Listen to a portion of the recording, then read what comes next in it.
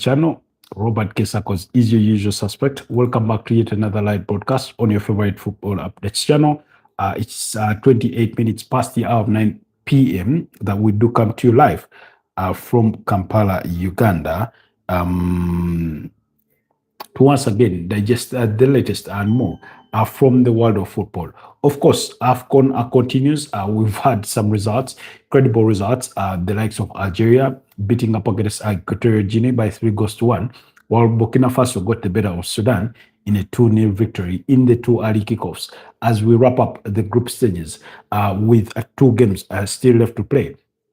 At that stage of the competition, and those games should be kicking off at 10 p.m. East African time when Gabon take on Ivory Coast, while Mozambique are going to be up against Cameroon. So that action will be getting underway as quickly as possible. And then, of course, the Premier League does resume tomorrow. Today, there are no fixtures, so don't worry, you're not missing out anything on New Year's Eve.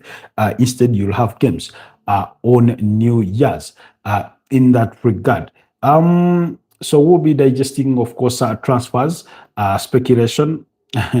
We'll be talking about Ruben Amorim, about whether he should be sacked, because those conversations have been resumed amongst the Manchester United fan base following their 1-1 draw against Wolverhampton Wanderers.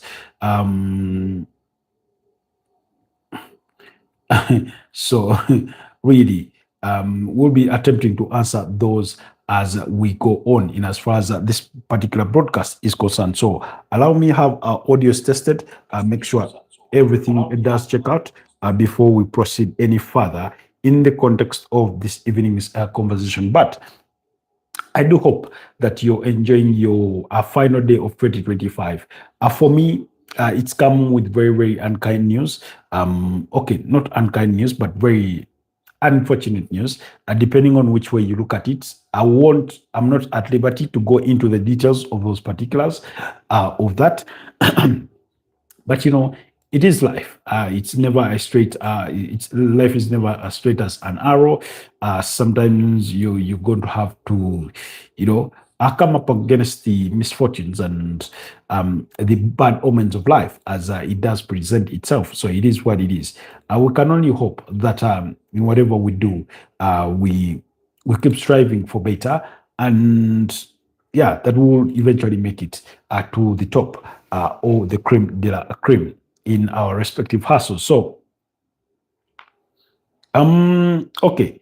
So in as far as the day went, like I said, AFCON does continue with action coming your way at 10 p.m. But in the early fixtures, unfortunately or fortunately, depending on which way you look at it, other than Equatorial Guinea, in the early kickoffs, Algeria, Sudan, and Burkina Faso didn't really have much to play for other than places because they had already confirmed their qualification to the round of 16 there. Emilio Insua was the goal scorer for what turned out to be a mere consolation for Equatorial Guinea, while Zinedine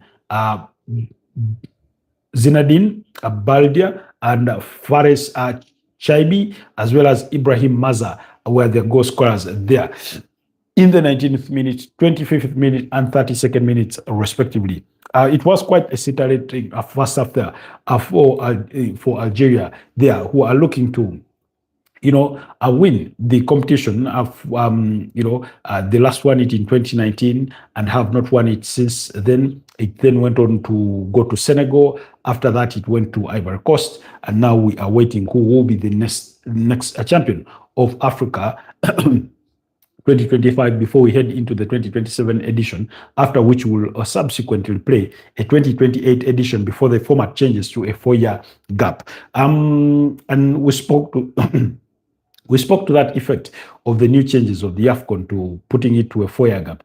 And for people that are hesitant about change, we must acknowledge our position as African football, that we are still inferior to European football, to others, to some other parts of global football in terms of our footballing calendar. If we are still striving to push as many talent out of the continent to go to the global scene for both footballing purposes and financial reasons, then clearly our hands are not tied, but they are sort of crippled in a way.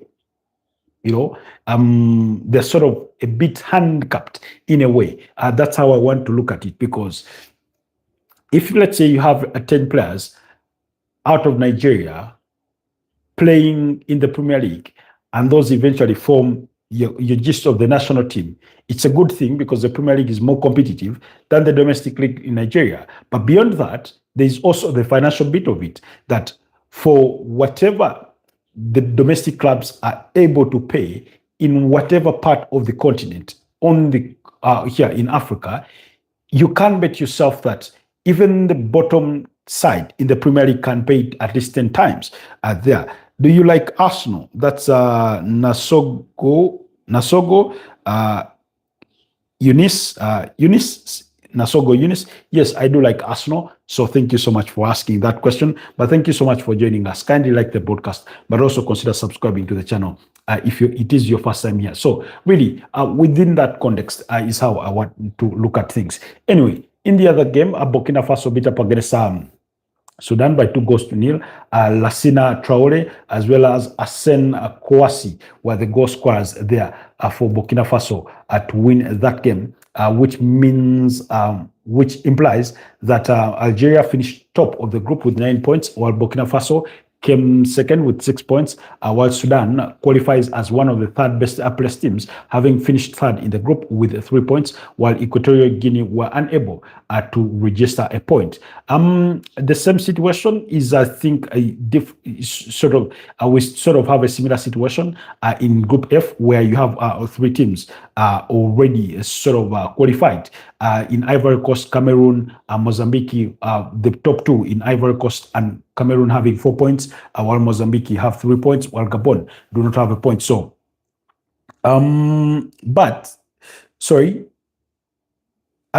the 2 teams are already qualified. That's Ivory Coast and Cameroon. But perhaps there could be a slim chance, depending on the results from today, that Gabon can still make it to the round of 16. Should I subscribe? Obviously, do us the absolute honor and subscribe to the channel. So, in terms of what you should expect, the round of 16 is largely set up. We are only waiting for a few more, for only those 2 games to be played for us to determine what the fate of the other round of 16 fixtures will be. But at least we know that Mali will be up against Tunisia. We know that the host Morocco will take on Tanzania. We know that Egypt will be up against Benin, while Algeria will take on DRC Congo as some of the confirmed games there. What about UGA? UGA, does that qualify for Uganda? Because I'm streaming live from Kampala, Uganda, in case you're wondering. So, yeah. If you mean Uganda, then I'm in for that as well. So, yeah, that's what is happening at the Africa Cup of Nations. Ayub El Kabi, Brahim Diaz, Riyad Mahrez are the top scorers, all with 3 goals. Demola Lokman, Amadou Diallo, Cheif Ndiaye, Elias Achouri, Gael Kakuta, Ibrahim Maza, Lassine Sinayoko, Lyle Foster of South Africa, Mohamed Salah, Nicholas Jackson, Oswin Apolis, Rafael Onyedika, all have 2 goals there. Rafael Onyedika did score his best against the Uganda Cranes yesterday. So that's in as far as the statistics go in so far the AFCON. So after the group stages, we will take a 2 days break. That's for Thursday, which is New Year's, and Friday, and then action will resume on Saturday, Sunday, Monday, and Tuesday for the round of 16 before we move on to the quarterfinals. And of course, the competition will be climaxing on Sunday, the 18th of January, before players can return to their respective leagues, domestic or otherwise, depending on where they ply their trade from. Who scored for Nigeria? Onyedika did score a brace in that one, and the other was Paul something. I forget his second name, but it was Paul something who got the other goal, who opened the scoring for Nigeria yesterday against Uganda, while Rogers Mato scored the only goal for Uganda. It was Paul Onachu, Onwachu, Paul Onwachu. Yes, I think that's the correct pronunciation of that name. Anyways, moving on quickly about transfers. Yesterday, in the aftermath of their 2-0 against Chelsea, the Bournemouth manager Andoni Iraola was speaking about the possibility of Antoine Semenyo leaving, and he said he still possibly had another final game to play. Remember, they do come in action on Saturday when they take on Arsenal in match day 20 of the Premier League. Now, Bournemouth and Arsenal have not played themselves this season so far. That game will come on Saturday at 8:30 p.m. At 8:30 p.m. East African time. So do not forget there on what to expect in that regard. So it's happened, I think, not for the first time, but it also did happen, I think, in the 2022 Premier League season, or 2020-2021. About there, when you had teams complete the first set of 19 games, and yet they had an opponent who they had not played, at least in the first round. And that is going to happen, particularly for match day 20. All the teams that will be facing up with each other on match day 20 have not yet met each other in the first round, or did not meet each other in the first round. And we know we've completed literally the first round, because we are at the halfway point of the season after 19 games are played, following some of the games that were played yesterday. Then quickly, so Andoni Iraola, we know that it's all but done for Antoine Semenyo's move to make the switch from AFC Bournemouth to Manchester City. Reports, of course, Pep Guardiola was being asked about, he was being asked about, was being asked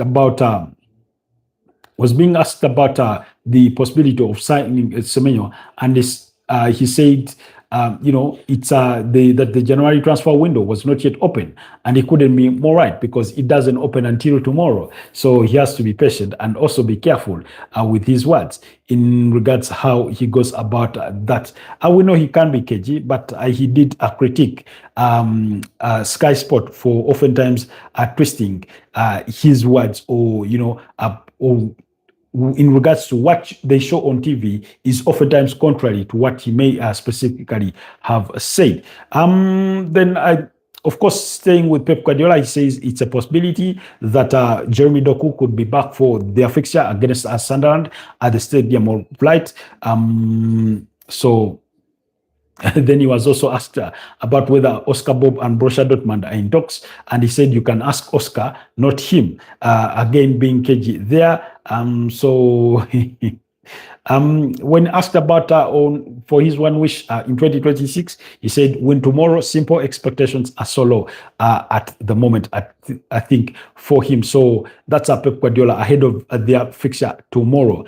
Speaking of those fixtures, Antoine Semenyo's deal. Before we move on to tomorrow's fixtures, Antoine Semenyo's deal to Manchester City. We're just waiting for that to be wrapped up once the transfer window is officially open. But like I said, Andoni Iraola did reveal that there is a chance that he could feature for Bournemouth against Arsenal. We'll have to wait and see. Then teams are really, really calling in at Tottenham Hotspur to try and sign Brennan Johnson. You remember they signed Brennan Johnson, I think about 2 seasons ago, from Nottingham Forest. That's Tottenham Hotspurs, but they are already looking to offload him, with Crystal Palace having already agreed a deal in principle worth about 33 point something or 0.5 million pounds for them to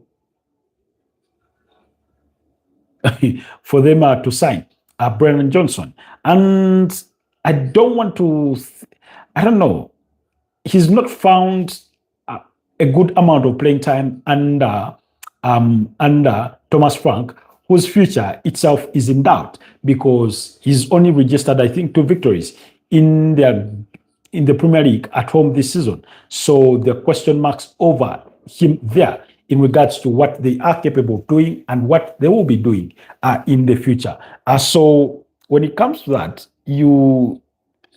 decisions have to be made. If a player is not being utilized and the clubs that want him and are willing to pay you a good amounts of money, then possibly chances are those you could take up that. But after Crystal Palace have reached out to Tottenham Hotspur, Everton is one of the other teams that reached out to find out on the situation. Bournemouth were being linked with the move for the same player in regards to a potential move for Brennan Johnson. The decision is literally up to him to decide where he wants to play his football and where he wants to play his football next. But Crystal Palace did reach an agreement of about £33.5 million for his signature. So Everton, Sunderland, and Bournemouth were the other teams that did make calls to make inquiries. The question is, if you're Brennan Johnson, where do you go between Crystal Palace?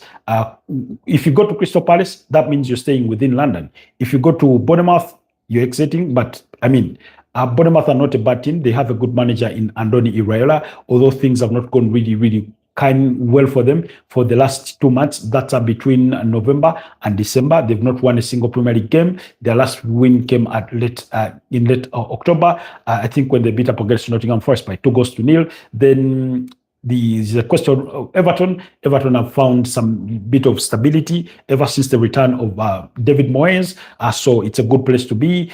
Sunderland and Regis Libris are really flying high. Are they going to be a one-season wonder? You can't really tell. So it would be a gamble for him to choose Sunderland over Crystal Palace. Now the challenge with Crystal Palace is that the future of Oliver Glasner is almost uncertain at the Eagles, because speculation has it that he won't be putting pen to paper on a new contract, and he could be looking for greener pastures at the end of his contract when it runs out in the summer. So that means you could move to Crystal Palace and suddenly in the summer you have a managerial change. Does the managerial change affect your role in the team, or are you going to be one of the darlings for the new manager? Again, all that waits to be seen. So we'll be keeping tabs on that story to see where it does lead. Then, so that's the little bit of transfers. Then also, still on transfers, Manchester United's Joshua Zirkzee is a wanted man by AC Roma. Apparently, there was a deal agreed in principle, quote unquote, for the transfer of Joshua Zirkzee. Now, I'm thinking, I know he's not been utilized the whole lot this season, but okay, it only makes logical sense that if you're not utilizing the player, then sell them off and then use the resources to invest in a player that you think you'll use more often. That's the logical, thing to do, or the simple thing to do. However, it may not be that simple. In some cases, I look at Joshua Zirkzee and I feel that he's one of those players who, with all his talent, has not been accorded enough playing time or being accommodated at the time to sort of acclimatize himself to the Premier League. And yet he was a huge prospect when they signed him from the Italian Serie A just over a season ago from, I think, Bologna there. So that's also happening at Manchester United. Speaking about Manchester United, Ruben Amorim, should he be sacked or he shouldn't be sacked? Now, that's a question that Manchester United fans have been asking for themselves. Now, according to an online poll done by Mark Goldbridge, he did reveal that according to the poll results from his poll, 40% did say he should not be sacked, he should stay. And then 60% did say he should be sacked. Now, he was surprised that even in the aftermath of that 1-1 against Wolverhampton Wanderers, you still had a 40% who were saying stick with him. And for me, it would be, we've been in this position before and not much has changed for Manchester United. Why are you going to try and sack a manager midway the season? Let him complete the season. If you've already made up your mind that he is not going to be the guy for the future, let him see out the season, acknowledge where you are. It's not like you're going to be facing relegation. At least I do not think it will get that bad. So finish the season, make your moves quietly, and be ready for the summer for whoever you may deem the perfect candidate. But you sacking Ruben Amorim to cause another set of disruptions within the team for a manager that may come in largely as an interim until the end of the season, because a good permanent manager may not be easy to come by midway the season. So there's that. And so we know for a fact that Oliver Glasner has been continuously or constantly linked with the potential move to Manchester United, that he's a manager that they would prefer, since it does play the same system that Ruben Amorim prefers to deploy, which is a 3-4-2-1 kind of system. So in that sort of sense, so those rumors have been around. Andoni Iraola has been mentioned in some circles, among other names that have been floated around. So for Manchester United fans, there's a huge section that has grown out of patience with Ruben Amorim. They think he's not going to be the guy that is going to cut it for them. He thinks that he needs more time, and I say, give him the rest of the season. What's there to lose, you know? Now, to be honest, when you look at the Premier League table, they're not too far down in as far as the table is concerned. They're not too far down. And last I checked, they were still within the top 10. In fact, they were sixth with 30 points, you know, and that's 2 points adrift of fourth place, where Liverpool find themselves with a game to spare, you know. So that's not too far off. I know that 5 defeats, 6 draws, and only 8 wins is not the place where Manchester United would love to be. But let's be honest, this is better than where they were last season. You know, last season it was worse than that, and they are bound to perform better than they did last season, which was quite horrible, finishing 15th. So my submission on that is that stick with him till the remainder of the season. Then make your decision at the end of the season. If it is to cut ways with him, if it is to accord him more time. You remember Sir Jim Ratcliffe did that interview, I think, with Gary Neville, and he said that he needs at least a period of 3 years, making reference to Mikel Arteta at Arsenal, the amount of time has been accorded for him to, you know, get his ship running within Arsenal and to get them to competitive levels, to the stage where they are, to the extent that they finished second on 3 consecutive occasions in the last 3 campaigns. So there is that. So let's wait and see. Manchester United fans, do let us know down in the comment section what your views are on the situation regarding your manager there, Ruben Amorim. Do you think they should stick with him for the foreseeable future, or do you think Manchester United should make the decision early enough, get somebody an interim, get somebody in as an interim, whether it's Ruud van Nistelrooy, whether it's Ole Gunnar Solskjaer, whether it's a Ralf Rangnick, whether it's a Michael Carrick, whether it's a Ryan Giggs, whichever they may choose to bring in as an interim to steer the ship until the end of the season. What would that serve you? Because, I mean, we've seen this script before. When Jose Mourinho was sacked, Ole Gunnar Solskjaer comes in as an interim, steers the team really, really well. He's given a contract. 1.5 years down the road, he's equally shown the exit. You know, same old story. So I will have to wait and see. But do let me know what your thoughts would be on that. Meanwhile, Joao Cancelo is set to leave Al Hilal in the January transfer window, as reported this week. Inter Milan have approached Al Hilal to ask for a loan deal conditions and explore potential structure of a deal. Barcelona, Juventus also had contact in the last 48 hours in regarding Joao Cancelo. So then. Then quickly, the other person we want to talk about is Enzo Maresca.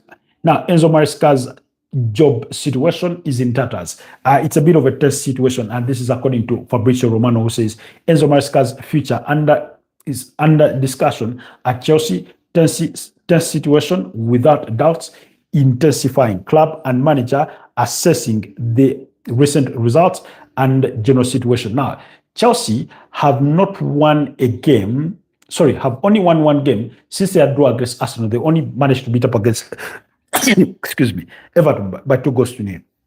They've had, 2 draws against AFC Bournemouth. They got beat by Aston Villa. They got beat by Leeds by 3-1. I think they had another draw somewhere in between there. So really, things have not really looked pretty for Enzo Maresca, for a guy who Manchester City are courting scouting as a potential replacement for for Pep Guardiola. We know at some point this season he did say that he had not been given sufficient support. Titi is back with us. Says who has the best chance in the AFCON from what you have seen. From what I've seen, I'd say Morocco. I'd say Algeria. I'd say Nigeria. I said those have really shown us good signs that they are capable of going really a long way in the competition. I wouldn't dash off Egypt. I would include them in that cohort of 4. And then in the dark horses, I'll stick with DRC Congo. For me, they are still one of those teams that could be the dark horse of this competition. So that's how I'm looking at things. I'm not very convinced about South Africa. I'm not convinced about Tunisia whatsoever. Senegal could have a say about it as well, although a part of me is still not so. I have a feeling North Africa are going to carry the edition this time around.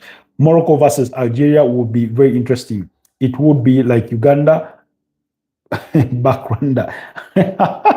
Uganda versus Rwanda, that kind of derby. I mean, I do not know in the cultural context and historical context of the rivalry that may exist between Algeria and Morocco. I do not know to the in-depth of that, but what I can tell you is that Kenya versus Uganda would be a bigger, fierce battle than it would be between Uganda and Rwanda. Now,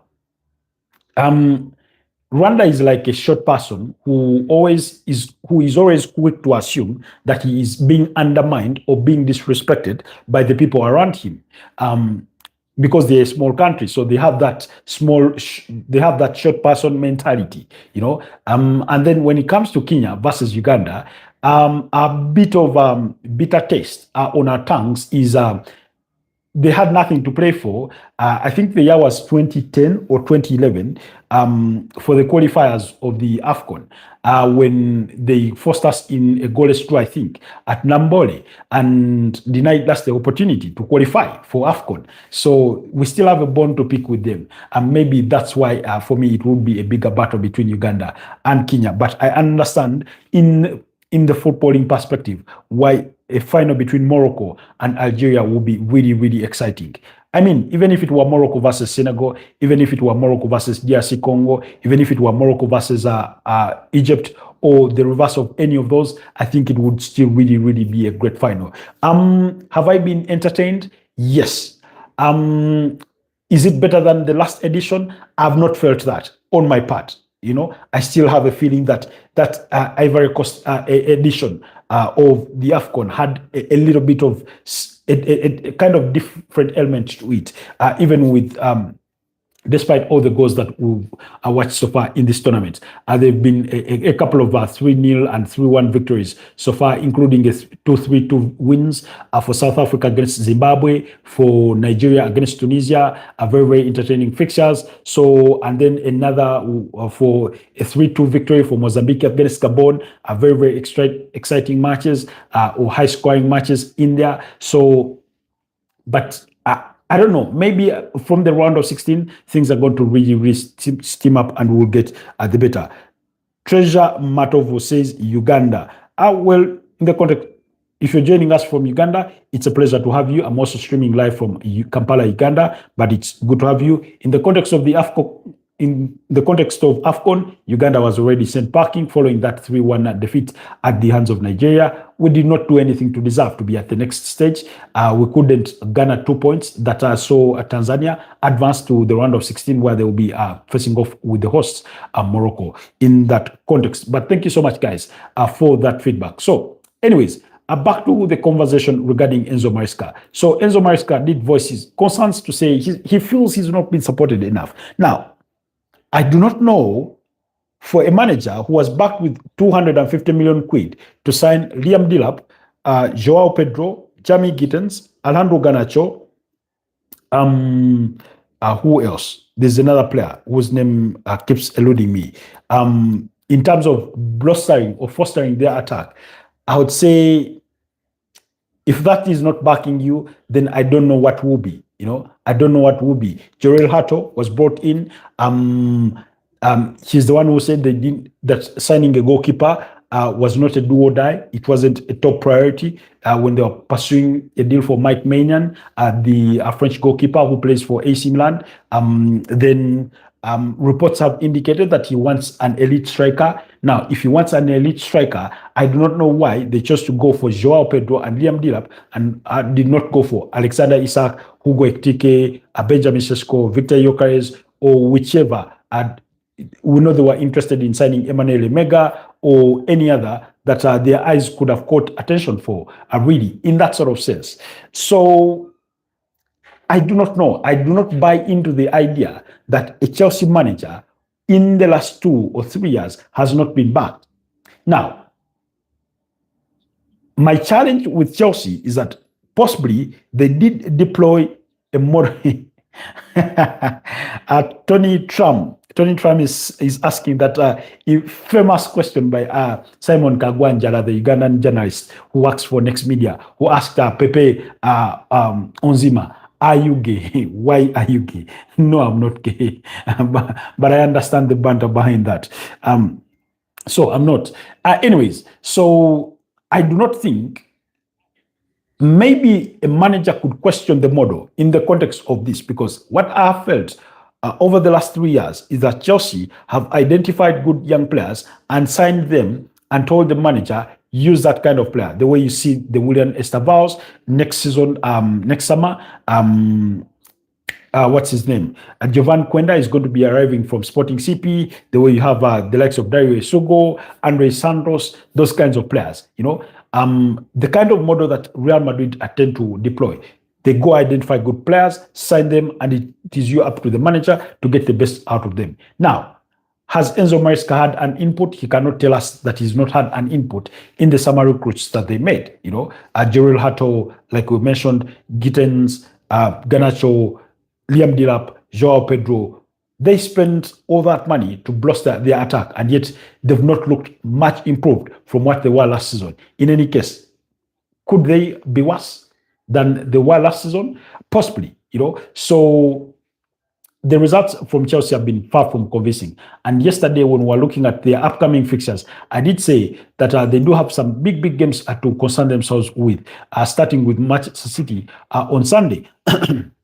They have Man City away at the Etihad. They will play Fulham at Craven Cottage. They'll play another away game in the FA Cup against Charlton. They'll return at home to Stamford Bridge on the 14th of January to play Arsenal in the first leg of the semi-finals of the EFL Cup. Then they'll play at home against Brentford in the Premier League, play at home against Paphos in the UEFA Champions League. So they have 3 consecutive games away from home, 3 consecutive games at home before taking on Crystal Palace, before taking on Napoli. Both games will be away before playing West Ham. And then on the 3rd of February, they will take on Arsenal in the reverse fixture. But within January itself, they have 9 games there to play. So I think, and I said that results in the next 4 fixtures, in the next 5 fixtures, are going to be pivotal to what decision that Chelsea could make, whether to part ways with Enzo Maresca or to stick with him. Starting with the game against Manchester City, it may be a little too much to ask for Chelsea to beat Manchester City at the Etihad Stadium. But like I've said previously, Chelsea are the kind of team that are capable of beating up against any big opponent in world football, whether it's a Barcelona, whether it's a PSG. They've shown us that they're capable of doing that. They went toe to toe with Arsenal, even though they were a man less for the better part of that game, following the sending of Moises Caicedo. We've seen them really compete favorably in big games. We've seen that, and yet, on the overall scale of things, they've not been consistent. They've fallen short, especially in games where you think they should be winning. So that's why our questions are being raised over the future of Enzo Maresca, and it is being debated quite seriously. We'll have to wait and see what will happen in the coming days. So if you do hear that they've decided to send him packing, do not be surprised, but the jury is still out there. In regards to the Premier League, action does continue tomorrow at 8:30 p.m. with two games between Crystal Palace up against Fulham. That's a derby. I remember when Crystal Palace went away to Craven Cottage, my prediction had been a 1-all draw between the two sides, but Crystal Palace won that game by 2-1. Are they bound to win it again here? Maybe they have that home advantage. The game comes at a time when Fulham have gained some momentum following that match day 15 loss to Crystal Palace. They beaten up against Burnley by 3-2, beaten up against Nottingham Forest by a 0-0, and beaten up against West Ham by a similar scoreline. On the other side, or in comparison, Crystal Palace have struggled. They've lost 3 consecutive games, losing to Tottenham, losing to Leeds, and losing to Manchester City. In the last 5, they've only won 2. So, I don't know. It still has vibes of a draw for me. Then Liverpool against Leeds United. I will remember the first leg at Aaron Road ended in a 3-all draw between these two sides. Will it be the case? I do not want to think so. I think Liverpool have gotten themselves back into a certain one of form. They've had a semblance of stability in the last couple of games. In the last 5, they've had 2 draws and 3 consecutive wins. So I think they could be bound to make it a 4th consecutive win when they beat up against Leeds. I'll go for a marginal 2-1 victory for Liverpool in that game. In as far as things go, I will get perhaps time to digest these fixtures a little further in tomorrow morning's podcast. Tomorrow is New Year's. I think we'll do a morning broadcast. Just turn on your notifications and you'll be notified. Then Brentford up against Tottenham Hotspurs. Tottenham Hotspurs beat them by 2-0 in the first encounter. So if Thomas Frank really still loves his job, this is the game you go ahead and win. You know the ins and outs of the GTEC Stadium. You had been there for quite some time before switching allegiances.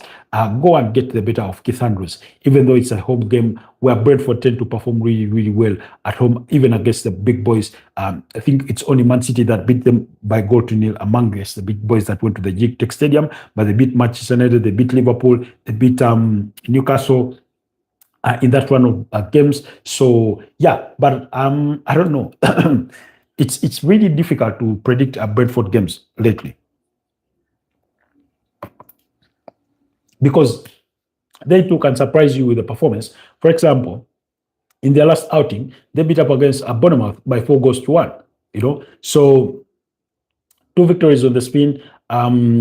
Tottenham have 2 victories in the last 5 and 1 draw. So, and they do perform really well away from home. So I'm going to fancy Tottenham are winning that game by 2-1.